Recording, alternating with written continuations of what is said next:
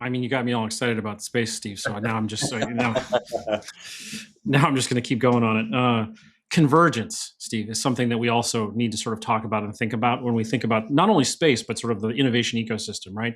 We're already seeing convergence in very incremental ways. But as AI continues to sort of accelerate innovation, we're going to see convergence in some very interesting places. One of them is space. In order to sustain life, whether it's on a space station, on the moon, on Mars, or beyond, you have to think, or a spaceship. We're not there yet, but dare to dream, right? We need to be able to figure out how to grow plants, how to have protein, how to do all of these things. And AI is undoubtedly going to accelerate things in this space. And so as you think about a future in space where there is really a competition of like who's going to have the first moon base, who's going to be the first to have a base on Mars, how are we going to sustain life? AI, biotech, and space are all going to sort of come together in a very interesting way.